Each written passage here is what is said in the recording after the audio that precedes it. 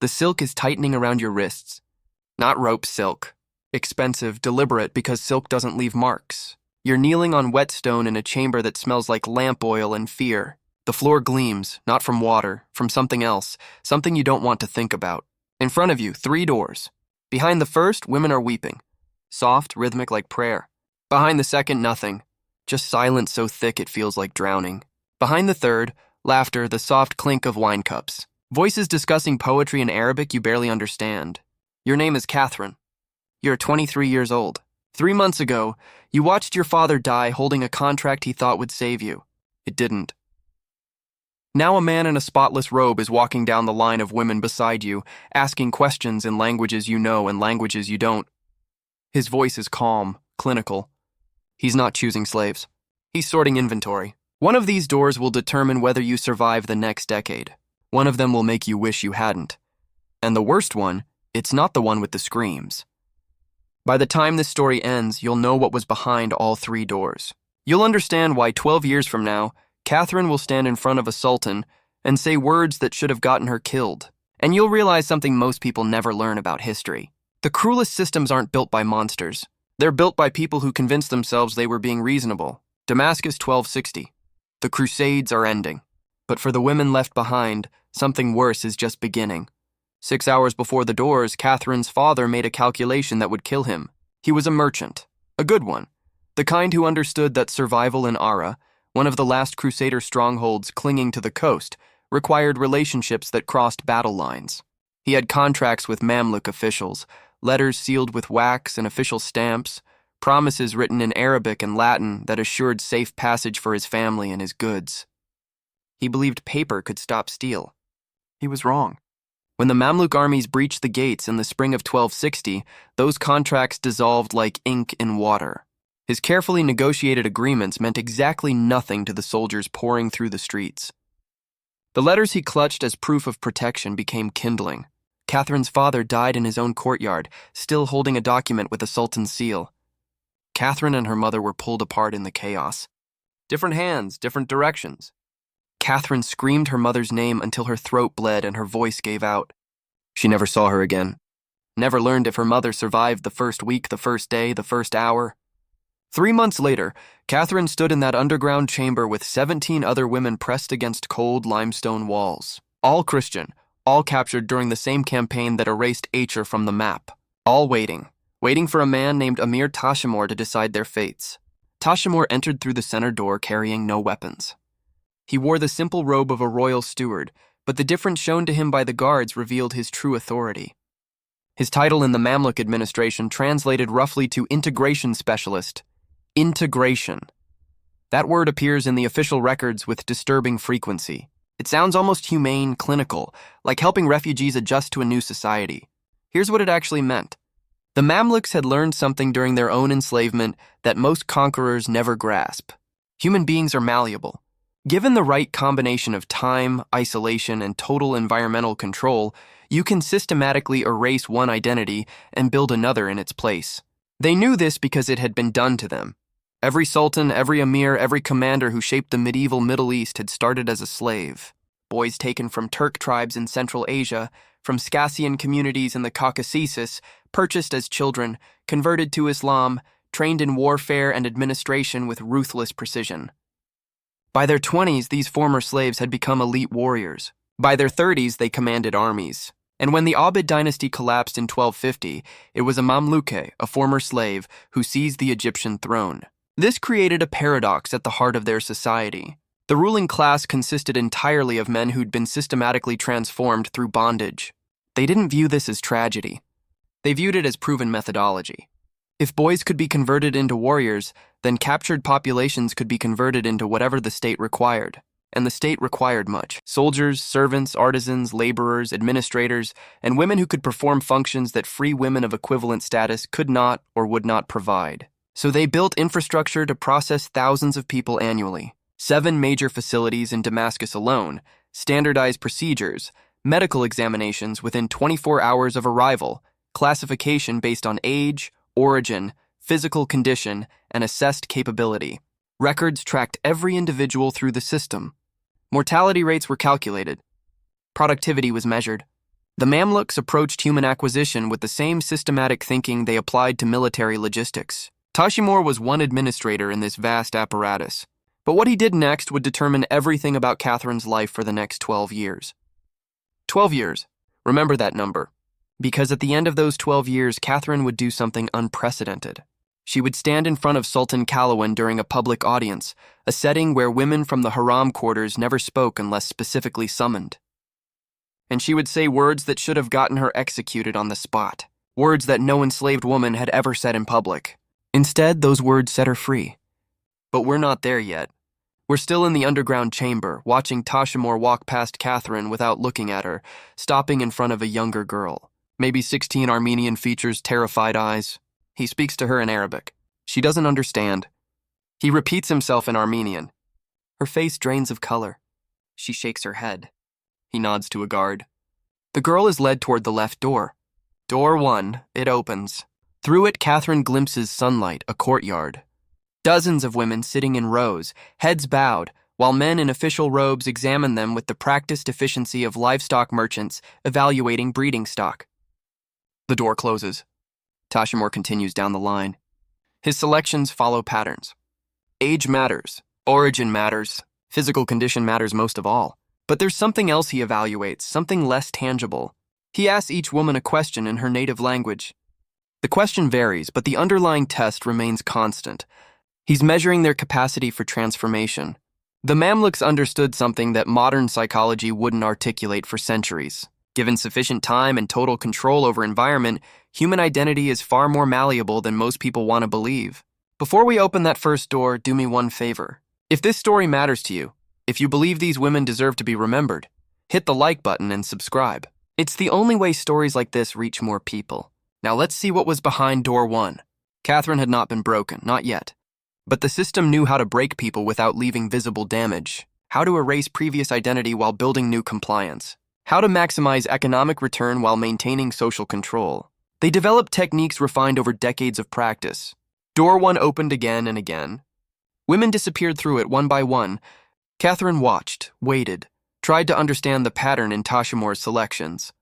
Then he stopped in front of her. His eyes were neither kind nor cruel, just calculating. He asked his question in Frankish French. His accent was perfect. This detail matters. The Mamluks didn't merely conquer. They studied. They learned the languages of their enemies. They understood Christian social structures well enough to exploit them. Can you read? Catherine hesitated. In that moment of hesitation, she made a decision that would determine everything. She could lie, claim ignorance, hope that illiteracy might make her less valuable, might lead to assignment somewhere less terrible than whatever awaited educated captives. But something in Tashimor's eyes suggested he already knew the answer. Her father had been a merchant. Merchants taught their children to read. Contracts, correspondence, records. Lying would only demonstrate that she lacked judgment. Yes, she said, French and Latin, some Arabic. Tashimor's expression didn't change, but something shifted in his posture. He gestured to a guard who brought a wooden tablet covered in wax. On it, someone had written a sentence in Arabic script. Read this. Catherine studied the words. The script was formal, classical, a line from religious poetry. She read it aloud slowly, her pronunciation uncertain but comprehensible. Tashimor took the tablet back, made a mark on the parchment he carried, then moved to the next woman without another word. Catherine didn't know it yet, but she'd just been selected for door 3. Not the left door, which led to the courtyard and eventual distribution to military households as basic domestic servants. Not the center door, which led to immediate sale in the Damascus slave market. Door 3 led somewhere else entirely, somewhere that required women who possessed education, linguistic ability, skills that made them suitable for what the records called administrative household placement. This sounds almost merciful, like she'd been chosen for clerical work, correspondence, record-keeping, and she had been. But that wasn't all. The administrative household track served multiple functions. Women assigned to it provided intellectual labor during the day, managing correspondence, maintaining account books, handling negotiations for women of the household who might not be literate themselves. At night, twice weekly, they provided something else. Something the system had calculated with the same precision it applied to grain storage and tax collection. But I'm getting ahead of the story. 3 days after the selection, Catherine was taken through door 3. She found herself in a different chamber, smaller than the first. its walls covered with carpets that muffled sound. 5 other women waited there, all selected by the same criteria, all educated, all multilingual, all young enough to be reshaped. An older woman entered. Her name was Sophia. 20 years earlier, she had been exactly where Catherine now stood. Captured during a raid on Armenian territory, processed through the same system, trained in the same way, she had survived. And now she trained others to survive. What Sophia taught over the next 60 days was systematic erasure paired with systematic reconstruction. Week 1 language. Not learning Arabic, Catherine already spoke some, but forgetting how to speak in ways that signaled Christian identity. Certain phrases had to be eliminated. References to Christian prayer, appeals to saints, even casual invocations that Christians used without thinking. God willing was acceptable. Christ preserve us was not. Sophia listened to their conversations with each other, correcting, always correcting, until the linguistic markers of their former faith vanished from their speech. Week 2 body memory. How you move, how you hold yourself. Christian women carried themselves differently than Muslim women of equivalent social status. The differences were subtle but visible to trained observers. Posture, gesture, the way you lowered your eyes or failed to. The transformation required rebuilding these physical habits from the foundation. They practiced for hours each day, walking, sitting, standing, responding to commands. The repetition was deliberate. The body needed to forget its previous patterns before new ones could take root. Week 3, household management. Not cooking or cleaning, tasks that lower status captives learned. Administrative household placement meant managing other servants, maintaining account books, handling correspondence for women of the household who might not be literate themselves. Catherine's ability to read and write became her primary function. She learned the specific formats used in Mamluk administrative documents, the proper forms of address, the hierarchies that governed every interaction. Week 4 brought the most difficult lessons. These were transformations that could not be practiced, only explained, prepared for. Sophia spoke with clinical precision about what would be expected in the household where Catherine would eventually be placed.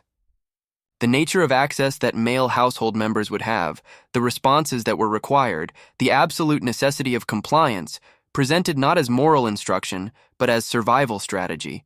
Resistance is waste, Sophia explained, her voice devoid of emotion. The household has invested in your acquisition and training. Resistance damages that investment. Damaged investments are discarded. Catherine had seen the markets during her first week in Damascus, a brief excursion that served as object lesson more than orientation. The lower-tier markets where damaged goods were sold at deep discount. Women whose resistance had marked them as untrainable. Women whose physical damage made them unsuitable for anything except the hardest labor. Women who would be worked until they died.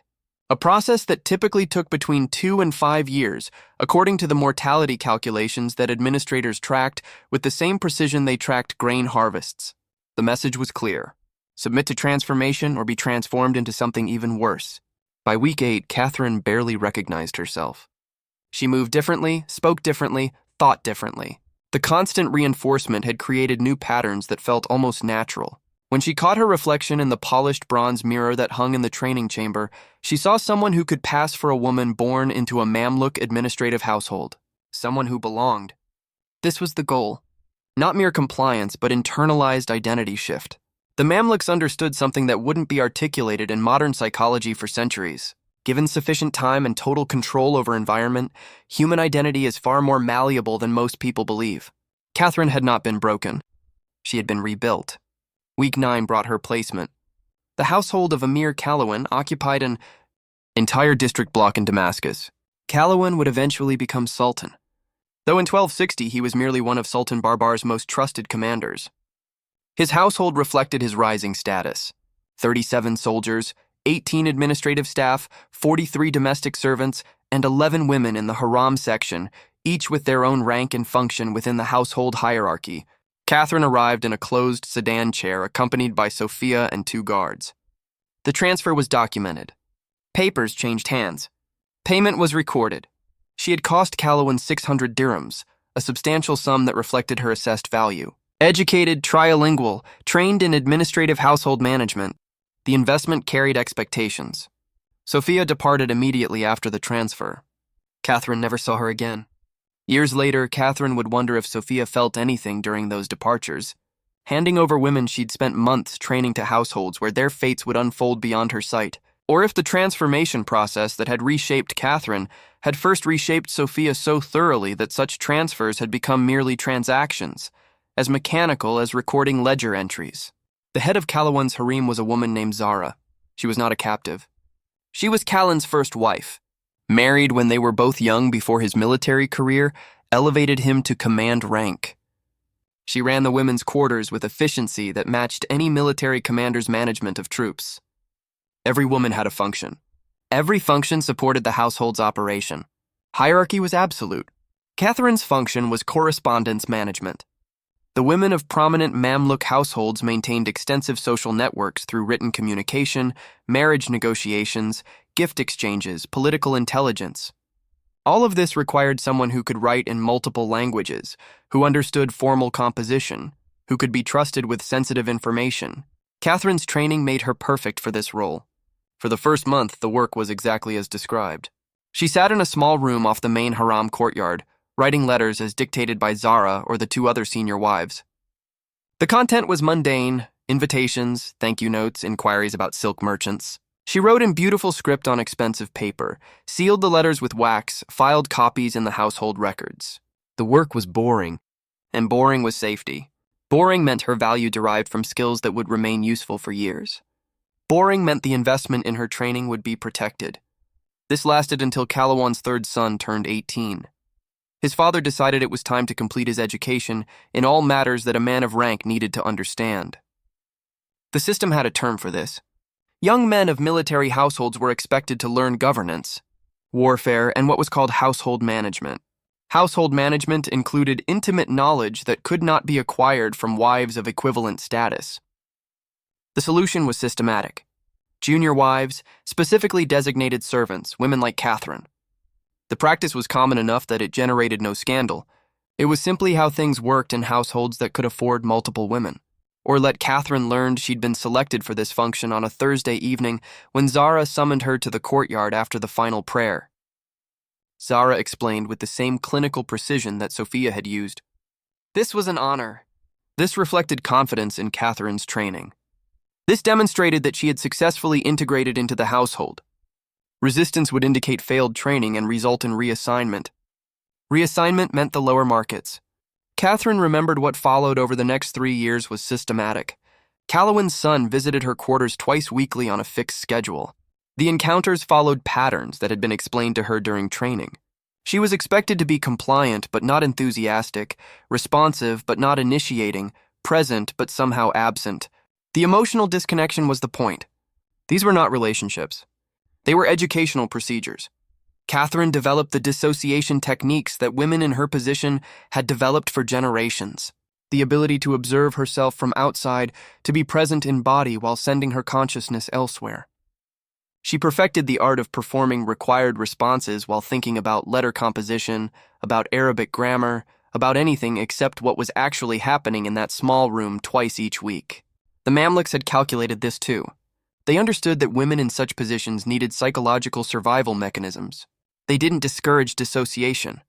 They encouraged it. Women who could mentally separate themselves from physical experience were more durable, more sustainable, better long-term investments. The system preferred women who could endure indefinitely over women who broke quickly and required replacement.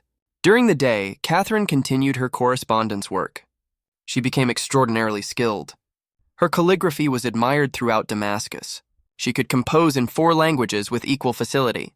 She managed sensitive negotiations regarding marriage alliances with diplomatic subtlety that impressed even Zara. Her value increased year by year. At night, twice weekly, she reported to the small room and performed the function for which she had also been acquired. The duality was the system working exactly as designed. Women who provided multiple forms of value simultaneously represented optimal return on investment. Catherine was correspondent clerk, an educational resource. Her literacy made her useful during daylight hours. Her controlled availability made her useful during designated evening hours. She was, from the household management perspective, a success story of the acquisition and training process. From Catherine's perspective, she was surviving month by month, year by year. She learned not to count the days. Counting made time feel endless. Instead, she marked time by external events. When Kalawan became Sultan in 1279, when his son married and stopped requiring her educational services, when she was assigned to train a newly acquired Armenian girl in correspondence management. That last assignment broke something in her that 3 years of systematic exploitation had failed to touch. Looking at the Armenian girl freshly processed through the transformation system, seeing her own past reflected in terrified eyes, Catherine realized she had become Sophia. She was now the instructor, the one who would train the next acquisition to accept what Catherine had accepted. The one who would explain with clinical precision what functions the girl would perform. She could not do it. The household maintained a tradition that senior members could petition the Sultan directly during weekly public audiences. This was a legitimizing practice, a way for the ruling Mamluks to demonstrate their accessibility despite absolute power. Most petitions were mundane. Tax disputes, inheritance claims, commercial disagreements. They were heard, decided, recorded. Catherine attended these audiences as part of her administrative duties. She took notes on petitions for the household records. She'd done this dozens of times. No one paid attention to her. She was furniture, another piece of the vast administrative apparatus that kept the Mamluk state functioning. On the 3rd day of October 1284, Catherine stood during a pause in petitions and spoke directly to Sultan Kalawan. The chamber went silent. Women did not speak at public audiences unless specifically